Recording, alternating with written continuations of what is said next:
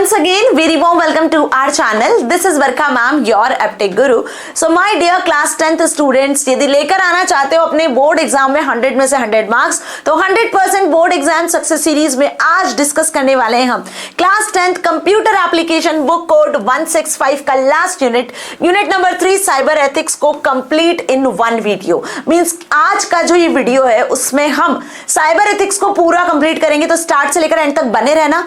जितने भी आपके डाउट होंगे साइबर एथिक्स वाले चैप्टर से रिलेटेड, क्योंकि ये एक थ्योरी चैप्टर है ना, वो सारे डाउट्स आपके क्लियर हो जाएंगे। ठीक है जी, तो करते हैं शुरुआत, धमाकेदार शुरुआत साइबर एथिक्स के साथ। देखो आज साइबर एथिक्स का क्या मतलब होता है। साइबर एथिक्स का सिंपल सा मतलब ये है कि मैम हम आजकल इंटरनेट की दुनिया में जी रहे हैं, हमारे जितने भी काम होते हैं सब इंटरनेट पर बेस्ड होते हैं। चाहे वो आपका इलेक्ट्रिसिटी बिल पे करना हो, कोई मूवी देखना हो, एंटरटेनमेंट वेबसाइट को एक्सेस करना हो, स्कूल वेबसाइट को एक्सेस करना हो, ऑनलाइन शॉपिंग करना हो, ऑनलाइन गेमिंग हो, ऑनलाइन रिजर्वेशन हो, whatever work, even social media ही क्यों ना हो, हम जो भी काम कर रहे होते हैं कहीं ना कहीं हम इंटरनेट पर डिपेंडेंट है। अब यहां पर ना कुछ ऐसे केसेस होते हैं, कुछ ऐसे थ्रेट्स होते हैं जिनकी वजह से हमारी प्राइवेसी और हमारा डेटा सिक्योरिटी हैक हो सकता है। ठीक है, तो उनसे बचने के लिए कुछ एथिक्स होते हैं जो हमें फॉलो करने होते हैं। ये एथिक्स वही एथिक्स होते हैं जो आप अपनी नॉर्मल लाइफ में फॉलो करते हो। जब आप स्कूल जाते हो तो जो स्कूल के डिसिप्लिन को आप फॉलो करते हो, रूल्स फॉलो करते हो, घर आते हो तो घर के जो रूल डिसिप्लिन है उनको फॉलो करते हो, है ना। जिन एथिक्स को, जिन मॉरल्स को आप फॉलो कर रहे होते हो, जिन एटिकेट्स में आप रहते हो, वही सेम एटिकेट्स, वही सेम मॉरल्स, वही सेम बेसिकली मैनर्स आपको इंटरनेट पर भी फॉलो करने होते हैं while you are doing chatting with someone और while you are using any website, any transaction. तो हमें इन एथिक्स और इन मॉरल्स को यूज करना पड़ता है। ठीक है, वही एथिक्स और वही मॉरल्स इस चैप्टर में हम पढ़ने वाले हैं। इन्हें हम बेसिकली नेट एटिकेट्स कहते हैं। ध्यान रखना, जो इंटरनेट पर यूज होते हैं एटिकेट्स वो नेट एटिकेट्स कहलाते हैं, और साइबर एथिक्स वाला जो यूनिट है आपका वो यही एटिकेट्स बताता है कि हमें किस तरीके से इंटरनेट पर बिहेव करना चाहिए। ठीक है, क्योंकि आपको पता है आजकल साइबर बुलिंग, ट्रोलिंग और स्टॉकिंग जैसे केसेस बहुत सारे बढ़ते चले जा रहे हैं। ठीक है, तो इनसे बचने के लिए हमें नेट एटिकेट्स में रहना बहुत जरूरी है। अब बेसिकली बात करें इस चैप्टर की, तो इस चैप्टर में ना cyber ethics for e commerce के बारे में बात की गई है। अभी ई कॉमर्स सबसे ज्यादा बूम पर है, अच्छे से पता है आपको। ई कॉमर्स सबसे ज्यादा बूम पर है क्योंकि आजकल हर कोई घर बैठे शॉपिंग करना पसंद करता है, हर कोई ऑनलाइन बिजनेस करना पसंद करता है। ठीक है, क्योंकि जितना एडवर्टाइजमेंट आप ऑनलाइन कर सकते हो उतना आपका ऑफलाइन एडवर्टाइजमेंट नहीं होता है ना। हर कोई ऑनलाइन अवेलेबल होता है आजकल। ठीक है, ऐसा कोई पर्सन नहीं है जिसका सोशल मीडिया आईडी अकाउंट नहीं होगा। फेसबुक, इंस्टाग्राम, व्हाट्सएप, ट्विटर जो भी आप एक्सेस करते हो भरपूर आपको एडवर्टाइजमेंट्स मिलते हैं। और व्हाटएवर जो चल रहा है, मींस आप अमेजॉन, फ्लिपकार्ट, मिंत्रा, मीशो जो भी वेबसाइट एक्सेस कर रहे हो, आप घर बैठे क्या कर सकते हो, ट्रांजेक्शन कर सकते हो। घर बैठे आपके जो है जो भी आपने परचेस किया होता है वो सामान आप तक डिलीवर हो जाता है, आपको मार्केट विजिट करने की जरूरत नहीं है। तो जितनी भी वेबसाइट्स है जिनके थ्रू आप ऑनलाइन गुड्स और सर्विसेज को सेल कर रहे हो या परचेज कर रहे हो, this is known as e commerce websites. ठीक है, और यही सबसे ज्यादा ऑनलाइन थ्रेट का जो है वो बना रहता है कि यहाँ पर कोई आपकी इंफॉर्मेशन को हैक ना कर ले, क्योंकि हम यहाँ पर हमारा बैंक अकाउंट भी लिंक कर रहे होते हैं, कहीं ना कहीं आप जो है ऑनलाइन ट्रांजेक्शन कर रहे होते हो। ठीक है, तो बेसिकली इस चैप्टर में यही बताया है कि क्या ऐसे एथिक्स होना चाहिए जब आप कोई ई कॉमर्स वेबसाइट को एक्सेस करते हो। तो इससे रिलेटेड एथिक्स होते हैं, सबसे पहले बात आ जाती है प्राइवेसी की, दूसरा आते हैं फ्रॉड्स और थर्ड आता है सिक्योर डेटा ट्रांसमिशन। ये तीन मेजर एथिक्स हैं जिनका ध्यान हमें रखना होता है। सबसे पहले तो जो भी डेटा ट्रांसफर हो रहा है वो प्राइवेसी के साथ में ट्रांसफर हो, कोई भी थर्ड पार्टी या कोई थर्ड सॉफ्टवेयर या कोई हैकर आपकी इंफॉर्मेशन को एक्सेस ना कर ले। ओनली ऑथराइज्ड यूजर जिन्हें परमिशन है वही आपकी इंफॉर्मेशन को एक्सेस कर सकते हैं। So this is known as privacy. Privacy is a protection of personal information shared online during activities और ट्रांजेक्शन। फॉर एग्जाम्पल कि आपने अमेजॉन से कोई शॉपिंग की, अब अमेजॉन तो एक ट्रस्टवर्दी वेबसाइट है ना, बहुत फेमस और बहुत पॉपुलर ई कॉमर्स वेबसाइट है। ठीक है, वहां पे आप अपना यूजर आईडी, पासवर्ड, अपना बैंक अकाउंट वगैरह सब लिखते हो, आप यूपीआई या जो जिससे भी पेमेंट करते हो, कहीं ना कहीं आपकी इंफॉर्मेशन लिंक होती है। तो ये जो ट्रांजेक्शन हो रहे होते हैं एक बेसिकली अमेजॉन का जो भी ट्रेंडिंग वेबसाइट है उसके थ्रू या यूजर के थ्रू, बीच में third party applications are also involved here. तो आपकी प्राइवेसी, आपका जो डेटा है वो लीक नहीं होना चाहिए, वो प्रॉपर्ली प्रोटेक्टेड होना चाहिए। ये जिम्मेदारी होती है उन ई कॉमर्स वेबसाइट्स की, यूजर्स का ट्रस्ट लेने की। ठीक है, बात समझ में आ गई। So this is the first ethics जो we need to follow in e commerce specifically. It is related to a companies policies on the use of users. Users data. देखो ये कंपनी की पॉलिसीज को ध्यान रखना चाहिए, कंपनी की policies ऐसी होनी चाहिए कि वो यूजर के डेटा को सेफली और सिक्योरली रख रहा है, ठीक है, उनका यूज कर रहा है। मींस फॉर एग्जांपल आप कोई भी सॉफ्टवेयर डाउनलोड करते हो या आप कोई भी वेबसाइट एक्सेस करते हो तो वहां पे आपने देखा होगा टर्म्स एंड कंडीशंस होती हैं। क्या होती है? टर्म्स एंड कंडीशंस, ठीक है। वो टर्म्स और कंडीशंस आप पढ़ के यहाँ पर आई एग्री पे क्लिक करते हो, आई एग्री टेक्स्ट बॉक्स को क्लिक करते हो। इट मींस व्हाट कि कहीं ना कहीं आप उस कंपनी के थ्रू जो भी उन्होंने जो टर्म्स कंडीशंस लगाई हुई हैं, जो उनकी पॉलिसीज है, उसको आप एग्री कर रहे हो, ठीक है। तो ये जितनी भी वेबसाइट है, ई कॉमर्स वेबसाइट, ये जरूरी नहीं है कि सारी वेबसाइट्स क्या हो, ट्रस्टवर्दी हो। कुछ फ्रॉड और कुछ फ्रॉडुलेंट वेबसाइट्स भी हो सकती है, कुछ फेक वेबसाइट्स भी हो सकती है, क्योंकि इंटरनेट पे सब कुछ पॉसिबल है। जितना ज्यादा ट्रेंडिंग वे में आजकल इंटरनेट यूज हो रहा है ना, इंटरनेट बेस्ड सर्विसेज को हम जो यूज कर रहे हैं, जितना टेक्नोलॉजी एडवांसमेंट की तरफ जा रही है, उतने ही ज्यादा फ्रॉडुलेंट केसेस भी बढ़ते जा रहे हैं, उतने ही ज्यादा ऑनलाइन फ्रॉड भी बढ़ते जा रहे हैं। बट हमें क्या करना है मैम? उनसे अवेयर रहना है। तो अब फ्रॉड क्या हो गए? Fraud means act of cheating, ठीक है। जो आप नॉर्मली देखते हो ऑफलाइन जो फ्रॉड देखते हो, वही आजकल ऑनलाइन भी होते हैं, है ना। बस फर्क इतना है कि इसमें नेटवर्क, हार्डवेयर, सॉफ्टवेयर इन्वॉल्व रहते हैं और वहां ये सब चीजें नहीं होती। This is the only difference, क्या टेक्नोलॉजी इन्वॉल्व होती है। So fraud committed using the internet is called online fraud. वो फ्रॉड जो कि इंटरनेट की मदद से होता है उसको ऑनलाइन फ्रॉड कहते हैं। इट में occur in many such forms. अब ये ऑनलाइन फ्रॉड अलग अलग तरीके से हो सकता है। पहला, नॉन डिलीवर्ड गुड्स। हो सकता है आपने कोई ऐसी फेक वेबसाइट के साथ में ट्रांजेक्शन कर लिया, कोई सामान परचेज कर लिया है कि आपका गुड्स अभी तक आप तक डिलीवर ही नहीं हुआ है ना। डिलीवर डेट थी आपकी, सपोज मान लो कि 1 मई, और 1 मई की जगह दिसंबर आ चुका और आज तक भी आपका गुड्स डिलीवर नहीं हुआ है। इट मींस कि कहीं ना कहीं आपने फेक वेबसाइट के साथ में ट्रांजैक्शन किया है, ठीक है।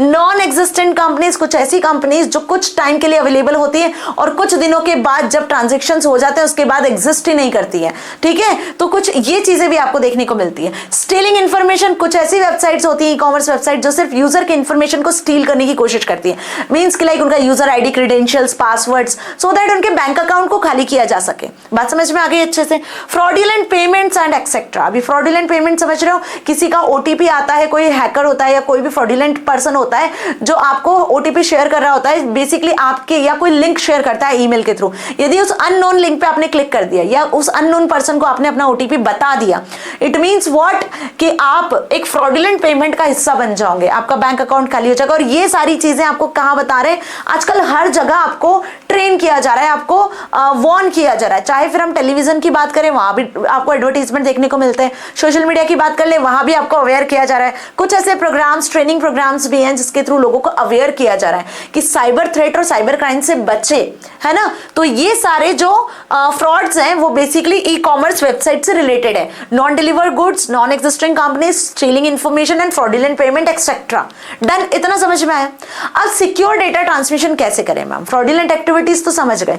इनसे बचने के लिए ये जो डेटा आपका ट्रांसमिट हो रहा है, अब वो डेटा कुछ भी हो सकता है, मनी भी हो सकती है, ऑडियो, वीडियो, टेक्सचुअल, ग्राफिक्स, किसी भी फॉर्मेट में, आईडी, पासवर्ड, लिंक, किसी भी फॉर्मेट में वो डेटा आपका ट्रांसमिट जो इंटरनेट के थ्रू हो रहा होता है, उसको आप कैसे सिक्योर और कैसे प्राइवेट रख सकते हो, है ना। तो इसके लिए कुछ टिप्स और ट्रिक्स यहाँ बताऊंगी मैं अभी, जिसके थ्रू आप अपने डेटा को सेफ सिक्योर रख सकते हो, है ना। तो सिक्योर डेटा ट्रांसमिशन, सबसे पहले तो ये देखना है कि जो डेटा ट्रांसफर हो रहा है वो एक सिक्योर चैनल के थ्रू हो रहा है या नहीं हो रहा है ना। Secure channel means what? For example आप अपने घर से स्कूल जाते हो, अब आपका घर और स्कूल काफी डिस्टेंस पर है, तो आप बाय बस जाते हो, बाय वैन जाते हो, या whatever by your own conveyance जाते हो, बट आप एक सिक्योर चैनल को फॉलो कर रहे हो। अंडरस्टूड? बीच में आपके साथ कोई दुर्घटना नहीं हो सकती अगर आप सिक्योर चैनल को फॉलो कर रहे हो। मेरी बात समझ में आई? बिल्कुल वैसे ही सिक्योर डेटा ट्रांसमिशन में भी यही होता है। यदि एक सिस्टम से दूसरे सिस्टम तक डेटा ट्रांसमिट हो रहा है और ये डेटा अगर सिक्योर चैनल के थ्रू ट्रांसमिट हो रहा है, तो फिर इसको कोई भी नहीं ब्रेक कर सकता है, ठीक है। मेरी बात समझ में आई? लेकिन वही अगर सिक्योर चैनल नहीं होगा तो डेटा सिक्योरली ट्रांसमिट नहीं होगा। अब सिक्योर चैनल नहीं होगा मींस व्हाट कि या तो hackers can attack your data, है ना। आपका डेटा या तो सिक्योर प्राइवेट नहीं होगा, या उसमें कोई किसी भी तरीके की आपने जो है इंक्रिप्शन टेक्निक्स या किसी भी टेक्निक को यूज नहीं किया होगा, या वो वेबसाइट फ्रॉडुलेंट हो सकती है। तो इसको पहचाने कैसे मैम? इसको जाने कैसे आखिर की कौन सी वेबसाइट फेक है और कौन सी वेबसाइट जो है वो ट्रस्टवर्दी वेबसाइट है? तो अब वही बताने वाली हूँ। सबसे पहले secure data transmission means applying enough technical safeguards. हमें क्या करना होता है? इनफ टेक्निकल सेफगार्ड्स को अप्लाई करना होता है so that data travel safely to its target. मतलब सेंडर सिस्टम से रिसीवर सिस्टम तक डेटा सेफली ट्रांसफर हो जाए, बीच में कोई भी आपके डेटा का लॉस ना हो, विदाउट बीइंग कॉम्प्रोमाइज्ड और eavesdropped. So to ensure data transmission usually follow techniques are applied. अब कौन सी टेक्निक हमें अप्लाई करनी है? First, secure data transmission means applying enough technical safeguards, ठीक है। यहाँ पे सबसे पहले जो टेक्निक आपको अप्लाई करनी है वो है डेटा इंक्रिप्शन की, ठीक है। डेटा इंक्रिप्शन मींस व्हाट, है ना, यहाँ पे आ जाएगा सबसे पहले आपका स्ट्रॉन्ग पासवर्ड। क्या आएगा बेटा जी? स्ट्रॉन्ग पासवर्ड, ठीक है। ये रिपीट होगी लाइन, नो इश्यूज। सबसे पहले आएगा स्ट्रॉन्ग पासवर्ड। जब भी आप अपने किसी भी आईडी को यूज कर रहे होते हो या फिर आपने सपोज मान लो कि अपने जो पेटीएम वगैरह है या जो यूपीआई पेमेंट है या नेट बैंकिंग का यूज कर रहे हो तो आप वहां भी पासवर्ड लॉक लगाते हो। तो every time you should know about this thing कि आपको एक स्ट्रॉन्ग पासवर्ड अप्लाई करना होता है। स्ट्रॉन्ग पासवर्ड मीन्स व्हाट, जो कि कैपिटल लेटर्स से मिलकर बना हो, जो आपका स्मॉल लेटर्स से मिलकर बना हो, प्लस साथ में इसके साथ में कुछ नंबर्स हो और इसी के साथ में कुछ स्पेशल कैरेक्टर्स हो।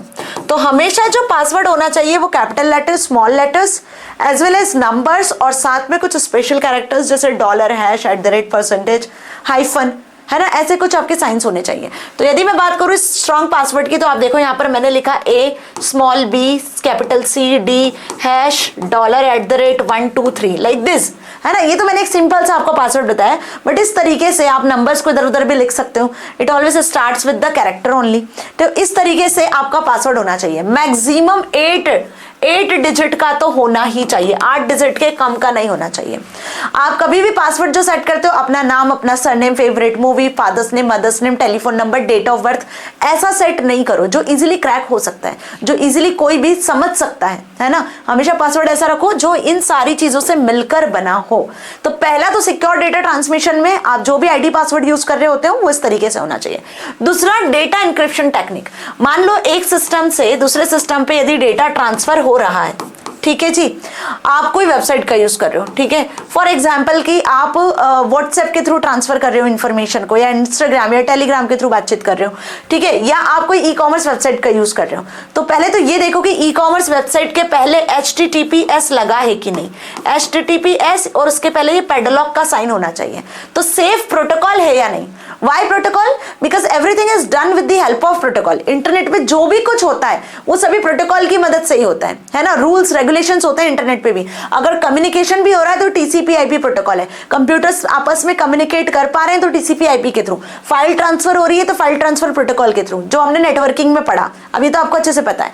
तो यहाँ पे आपको एक सेफ प्रोटोकॉल देखना होगा, दैट इज HTTPS। अगर HTTPS वेबसाइट के आगे लिखा है, मीन्स मान लो अमेजॉन की बात करें हम, तो amazon.com, ठीक है, उसके पहले आप क्या देखोगे, HTTPS लगा है कि नहीं, ठीक है। कोई बैंकिंग वेबसाइट यूज कर रहे हो, सपोज SBI की वेबसाइट यूज कर रहे हो, तो SBI के आगे भी HTTPS और पैडलॉक का साइन है या नहीं। अगर है, इट मीन्स कि यू आर सिक्योर, आप बिल्कुल ट्रस्टवर्दी वेबसाइट के साथ में काम कर रहे हो, डील कर रहे हो। मेरी बात समझ में आई। लेकिन वही यदि सिर्फ HTTP आपको मिलता है, इट मीन्स कि ये रिस्की वेबसाइट हो सकती है, ये फ्रॉडुलेंट वेबसाइट भी हो सकती है ना, इट कैन बी, ये चांसेस होते हैं। तो पहली चीज तो होगी स्ट्रॉन्ग पासवर्ड रखना है। दूसरी चीज आपको प्रोटोकॉल चेक करना है कि HTTPS है या नहीं। और तीसरी चीज है डेटा इंक्रिप्शन। डेटा इंक्रिप्शन का मतलब क्या हुआ, मान लो कि ये कोई सेंडर सिस्टम है, उसने कोई फाइल ट्रांसफर की जिसमें कुछ कॉन्फिडेंशियल डेटा है, मींस मान लो कुछ यूजर आईडी पासवर्ड है जो रिसीवर तक पहुंचना है। अब ये फाइल यहाँ पे क्या होना चाहिए, लॉक होना चाहिए। अगर ये फाइल लॉक नहीं होगी और ऐसे ही यदि ये फाइल ट्रेवल हो गई और बीच में कोई हैकर यदि बैठा हुआ है तो इस फाइल को एक्सेस कर लेगा और आराम से आपका डेटा लॉस्ट हो सकता है। There is no privacy, no security. अब वही यदि आप इस फाइल को लॉक कर देते हो, क्या बोला मैंने, यदि हम इस फाइल को क्या कर देते हैं, यहां पर लॉक कर देते हैं, तो अब ये फाइल लॉक हो चुकी है और इस फाइल की चाबी किसके पास होगी, इस फाइल की जो की है वो बेसिकली होगी रिसीवर के पास। मतलब इस फाइल को अनलॉक कौन कर सकता है, रिसीवर। तो इस टेक्निक को कहते हैं हम इनक्रिप्शन। आप सोच रहे होंगे कि मैम ये लॉकिंग अनलॉकिंग का सिस्टम क्या है, इसी को कहते हैं एनक्रिप्शन बेसिकली, है ना। यहाँ पे क्या होता है, जो आपकी फाइल होती है जिसमें जो डेटा लिखा होता है उसके साथ में एक की ऐड की जाती है, ठीक है, उसके साथ में की ऐड की जाती है, उस डेटा को बदला जाता है जिसको क्रिप्टोग्राफी टेक्निक कहते हैं। क्या बोलते हैं जिसको, क्रिप्टोग्राफी। मतलब कुछ ऐसा टेक्स्ट उसके साथ में ऐड कर दिया जाता है जिसकी मदद से ये जो एक्चुअल फाइल है वो बदल जाती है, उसके अंदर जो लिखा हुआ कंटेंट है वो इजीली विजिबल नहीं होता है। अभी अगर बीच में हैकर इसको एक्सेस भी कर लेगा तो ये फाइल उसके काम की नहीं होगी, because this is encrypted at the side of sender, और ये डिक्रिप्ट कहां होगी, at the side of receiver only, receiver की साइड पर ही आकर ये जो फाइल है वो अपने ओरिजिनल फॉर्मेट में आएगी, बिकॉज इसका की किसके पास है, सिर्फ रिसीवर के पास है, ठीक है। और इसके लिए HTTPS प्रोटोकॉल यूज किया जाता है, S मतलब secure, hypertext transfer protocol secure, और इसके साथ में इसको सिक्योरिटी कौन सा प्रोटोकॉल प्रोवाइड करता है, that is SSL, secure socket layer. ये जो सिक्योरिटी का काम कर रहा है, ये जो लॉक कर रहा है ना डेटा को क्रिप्टोग्राफी टेक्निक के थ्रू, जो लॉक कर रहा है इंक्रिप्शन टेक्निक के थ्रू, ये एक और प्रोटोकॉल होता है जिसका नाम है SSL। मेरी बात समझ में आ गई अच्छे से? तो encrypted data secret key when sent over internet is hard to steal and hence safer. Understood? इसको स्टील करना हार्ड होता है, और अगर गलती से किसी हैकर ने इसको हैक कर भी लिया, गलती से किसी फ्रॉडुलेंट वेबसाइट ने या किसी फ्रॉड ने इसको एक्सेस कर भी लिया, तो वो इसकी किस काम की नहीं होती, वो कुछ किसी और ही लेटर्स में, किसी और ही पर्टिकुलर फॉन्ट में विजिबल होती है। अंडरस्टूड? प्रोटोकॉल की बात करें तो या तो आप सिक्योर FTP SFTP प्रोटोकॉल की यूज कर सकते हो, या आप HTTPS प्रोटोकॉल का यूज कर सकते हो। ये दोनों ही सिक्योर शेल प्रोटोकॉल होते हैं बेसिकली, ये दोनों ही आपको एक्स्ट्रा सिक्योरिटी प्रोवाइड कर रहे होते हैं with the help of SSL protocol. Understood? आ गई बात समझ में अच्छे से? देखो यहाँ पे HTTP और HTTPS भी दिया हुआ है, जो हमने नेटवर्किंग वाली यूनिट में पढ़ा था। नेटवर्किंग वाली यूनिट में इसका डिफरेंस भी मैंने आपको बताया, ठीक है। तो ई कॉमर्स में जो 3 चीजें हमें ध्यान रखनी है वो क्लियर हुआ। अब इसके अलावा कुछ और भी एथिकल इश्यूज होते हैं, वो क्या होते हैं मैम? तो कॉमन एथिकल इश्यूज हैं जो 100% एग्जाम में आते हैं, इसको मार्क कर लो, इसको इंपॉर्टेंट टिक कर लो, इसके बिना आपका पेपर नहीं बनेगा बोर्ड एग्जाम का। I am telling it again. First होता है आपका IPR मतलब इंटेलेक्चुअल प्रॉपर्टी राइट, दूसरा होता है प्लेजरिज्म, और तीसरा होता है डिजिटल प्रॉपर्टी राइट। अब ये तीनों देखने में सुनने में एक जैसे लगते हैं, intellectual property right, digital property right, but ये तीनों डिफरेंट है। हाउ इट इज डिफरेंट, ध्यान से समझो। अगर मैं इंटेलेक्चुअल प्रॉपर्टी राइट की बात करूं, तो यदि आपके पास अपनी कोई प्रॉपर्टी है, आपने कोई बाइक खरीदी है, ठीक है, तो वो आपकी प्रॉपर्टी, उस पर आपका हक है, ठीक है। आपके पापा ने या आपके जो घर में फैमिली मेंबर्स है उन्होंने कोई लैंड परचेस किया हुआ है, ठीक है, तो वो पर्टिकुलर लैंड पे उनका हक है, प्रॉपर रजिस्ट्री वगैरह सब उनके पास में है, ठीक है। कोई और यूजर उसको एक्सेस नहीं कर सकता है विदाउट हिज और योर परमिशन। कर सकता है कि नहीं? क्योंकि उस पे आपका हक है, this is your intellectual property. वैसे ही जब इंटरनेट पे हम अपना कोई डेटा शेयर करते हैं, मान लो आपने कोई वेबसाइट बनाई और उस वेबसाइट को आपने होस्ट कर दिया, पब्लिकली अवेलेबल करवा दिया बाकायदा होस्टिंग प्रोसेस के थ्रू, तो अब उस पर सिर्फ आपका हक है, पब्लिकली वो अवेलेबल रहेगा, लेकिन उसको में कोई चेंजेस नहीं कर पाएगा, उसको आपसे बिना कोई पूछे यूज नहीं कर पाएगा, है ना। उसको चेक कर सकते हैं, उसको रीड कर सकते हैं, but written permission is not there. So this is known as intellectual property right। अब ये intellectual property कोई सी भी डिजिटल प्रॉपर्टी हो सकती है। अब वो कोई सी भी डिजिटल प्रॉपर्टी क्या हो गई? Means any type of property, जो आपने कोई डॉक्यूमेंट बनाया है, कोई वेब पेज बनाया है, कोई आपने आर्टिकल लिखा है, कोई आपने बुक पब्लिश की है ना, या फिर आपने कोई म्यूजिक कंपोज किया हुआ है, सब जो भी आपने डिजिटली किया हुआ है कंप्यूटर, लैपटॉप, PC, इंटरनेट की मदद से, वो आपकी प्रॉपर्टी होगी, इस पर आपका ही राइट होगा, कोई और यूजर उसको यूज नहीं कर सकता है विदाउट योर परमिशन, या आप जब तक उसको सेल ना करो। सो this is intellectual property right. Understood? अच्छे से समझ में आया?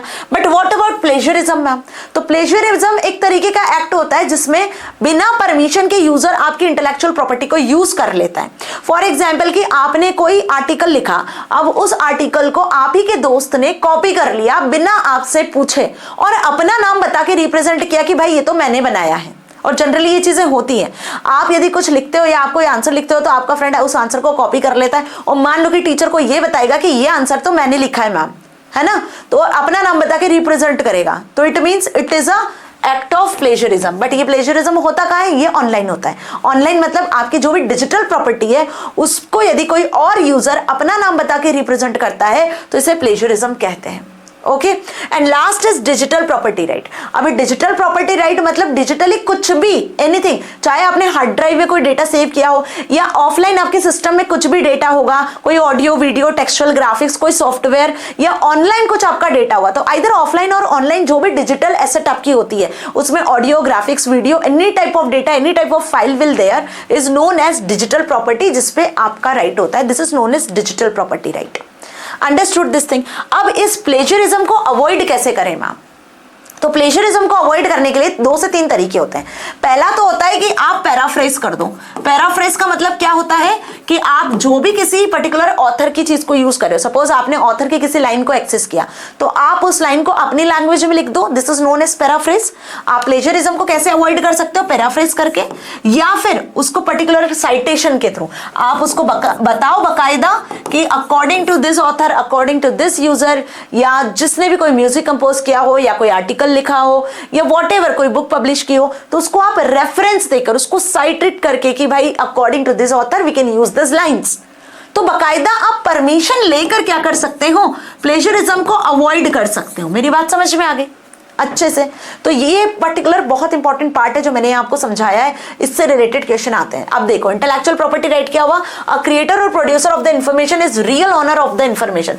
जिसने इंफॉर्मेशन को क्रिएट किया, प्रोड्यूस किया, वही रियल ऑनर होता है। उसी का राइट होता है कि वो अपनी इंटेलेक्चुअल प्रॉपर्टी को प्रोटेक्ट कर सकता है।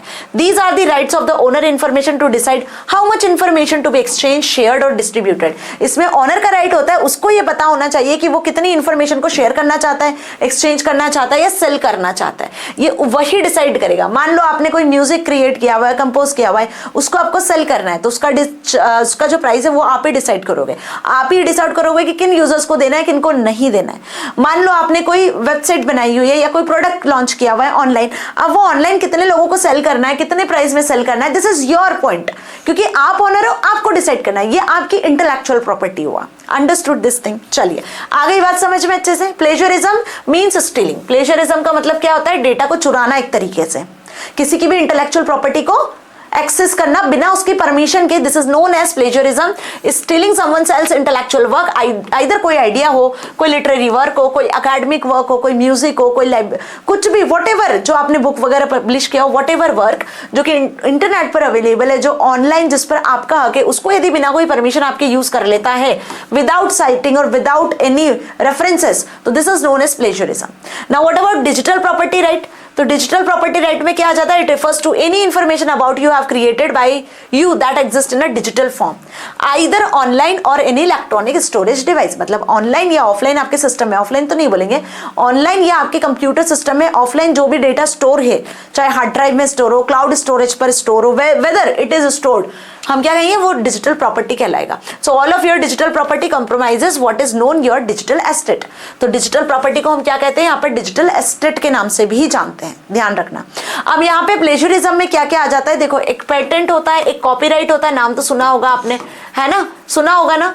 Patent means what? कि किसी भी कंपनी का रजिस्ट्रेशन जो प्रोसेस होता है या लाइसेंस वगैरह जो होता है वो पेटेंट के अंदर आ जाता है, जिसको 2, 4, 5 साल के लिए हम क्या कर सकते हैं? जो किसी को भी दे सकते हैं कि वी कैन यूज दिस, उनको हम प्रोवाइड करवा सकते हैं। लेकिन एक्चुअल में उस पर हक किसका होता है? ऑनर का होता है।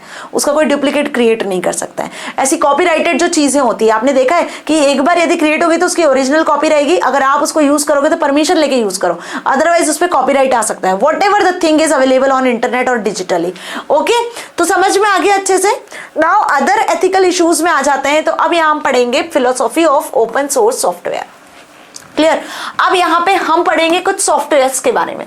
देखो, सॉफ्टवेयर्स तो सभी को अच्छे से पता है कि ma'am computer is comprises of 2 parts, hardware and software, obvious. लेकिन जब बात सॉफ्टवेयर्स की आती है तो मार्केट में बहुत सारे वैरायटी के सॉफ्टवेयर्स अवेलेबल है और बहुत सारी कंपनीज हैं जो आपको सॉफ्टवेयर्स प्रोवाइड करती हैं, है ना? बहुत सारी कंपनीज है, मिलियंस में कंपनीज है जो आपको सॉफ्टवेयर्स प्रोवाइड करती है। Variety of AI tools, variety of softwares are available in market. तो आखिर अब इन सॉफ्टवेयर्स की क्या कहानी है मैम?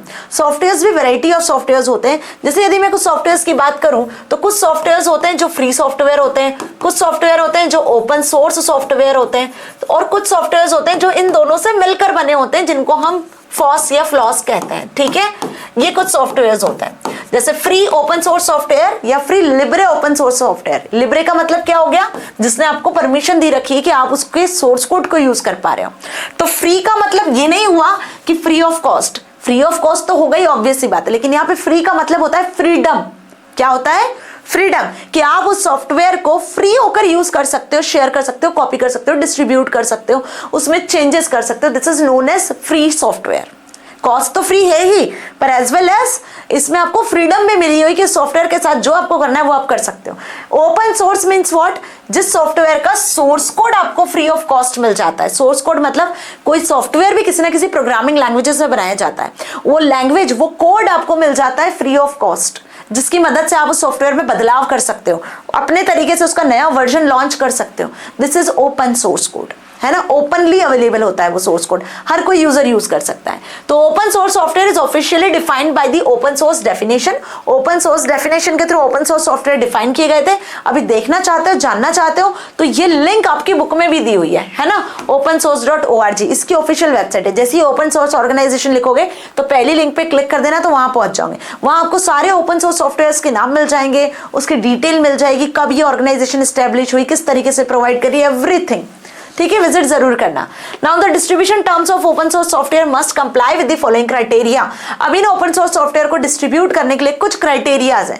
ये सॉफ्टवेयर्स आपको फ्री डिस्ट्रीब्यूशन देते हैं, मतलब मान लो मैं कोई ओपन सोर्स सॉफ्टवेयर यूज कर रही हूँ और अगर मुझे किसी को डिस्ट्रीब्यूट करना है तो मैं आराम से 10 लोग, 15 लोग, 20 लोग, जिनको भी डिस्ट्रीब्यूट करना है वो सॉफ्टवेयर शेयर कर सकती हूँ। इसका सोर्स कोड आपको फ्री ऑफ कॉस्ट मिलता है। इस सॉफ्टवेयर के सोर्स कोड में बदलाव करना है, आप बदलाव कर सकते हो, अपना कोई वर्जन लॉन्च करना है वो कर सकते हो। डिराइव्ड वर्क्स, लेकिन कब, जब आपको वो सॉफ्टवेयर के बारे में पता होना चाहिए, जब आप एक्सपर्ट हो, उस लैंग्वेज को समझ पा रहे हो जिसमें वो सॉफ्टवेयर डिजाइन किया गया है, तब डिराइव्ड वर्क्स, इससे रिलेटेड जितने भी डिराइव्ड वर्क्स हैं वो आप यूज कर सकते हो। मतलब आप चाहो कि सोर्स कोड में बदलकर आप कुछ नया लॉन्च करना चाहते हो जो यूजर यूज कर सके, तो it also possible. Integrity of authors source code, authors के सोर्स कोड की इंटीग्रिटी यहाँ पे प्रोवाइड होती है, उसको आप इंटीग्रेट करके चेंज कर सकते हो। नो डिस्क्रिमिनेशन अगेंस्ट पर्सन और ग्रुप, अब ऐसा नहीं कि कुछ ही यूजर्स को वो अवेलेबल होगा सॉफ्टवेयर, कुछ को नहीं। जो विलेजेस में लोग होते हैं वो सॉफ्टवेयर को यूज नहीं कर पाएंगे, सिर्फ जो सिटी में रहते हैं वही लोग यूज कर सकते हैं, या जिन्होंने एमटेक या हाईटेक डिग्री ले रखी सिर्फ वही इन सॉफ्टवेयर्स को यूज कर सकते हैं, बाकी यूजर नहीं।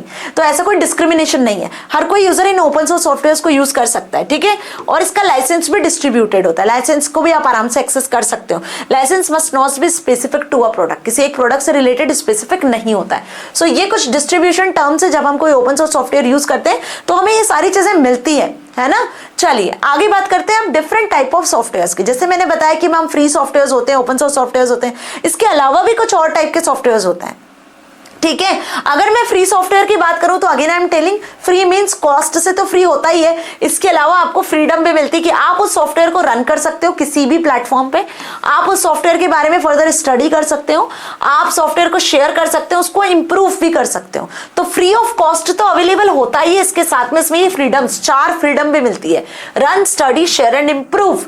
हम उस सॉफ्टवेयर को शेयर कर सकते हैं, डिस्ट्रीब्यूट कर सकते हो, रन कर सकते हो, इंप्रूव कर सकते हो, फर्दर उसमें और चेंजेस कर सकते हो। This is known as free software.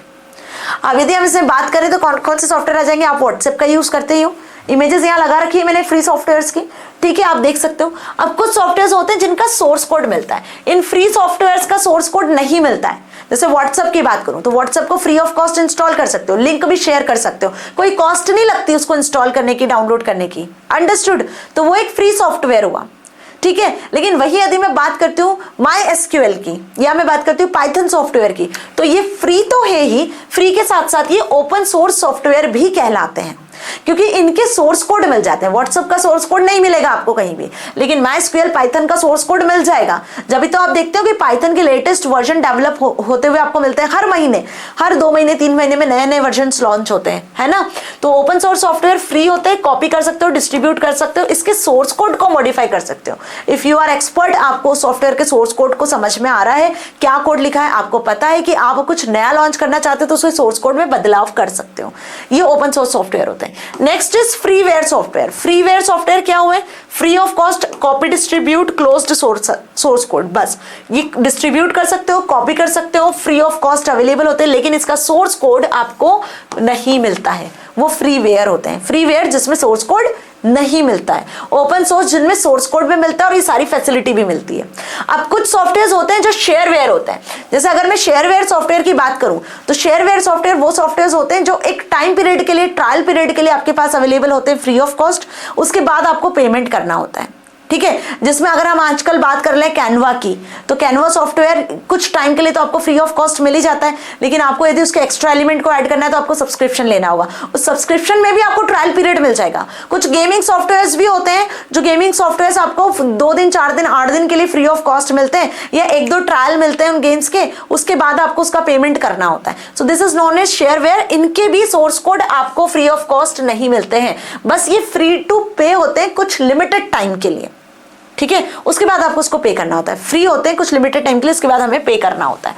तो इसमें कुछ गेम सॉफ्टवेयर आ सकते हैं, ठीक है। Now proprietary software, proprietary software neither free nor source code is available, ठीक है, ना तो फ्री है ना तो ओपन है, नाइदर फ्री नॉर ओपन, जिसको हम प्रोप्राइटरी सॉफ्टवेयर कहते हैं, जिसमें माइक्रोसॉफ्ट विंडोज आ जाता है, एडोब आ जाता है आपका, ठीक है, फोटोशॉप आ जाता है। ये कुछ सॉफ्टवेयर है जो ना तो फ्री मिलते हैं ना इनका सोर्स कोड मिलता है, ठीक है। इनको आपको स्पेशल परमिशन लेके खरीदना होता है, और अगर इन सॉफ्टवेयर को आपको शेयर या डिस्ट्रीब्यूट करना है तो आपको वेंडर से प्रॉपर परमिशन लेनी होती है, ठीक है। इनके लिए आपको कुछ चार्जेस भी पे करने होते हैं। So these are the proprietary software. Hopefully आपको समझ में आ गया, मैंने एग्जांपल्स भी बता दिए। तो ये आते हैं एग्जाम में, ये इंपॉर्टेंट पार्ट है, ये पूछा जाता है, इसके एग्जांपल्स भी पूछे जाते हैं। सॉफ्टवेयर्स के कुछ इमेजेस मैंने यहाँ लगा रखे हैं, like open source initiative, Linux, Ubuntu, MySQL, Python, Mozilla Firefox, this all are the examples of this type of softwares, है ना। प्रोप्राइटरी सॉफ्टवेयर के कुछ ही एग्जांपल्स है जो मैंने बताए।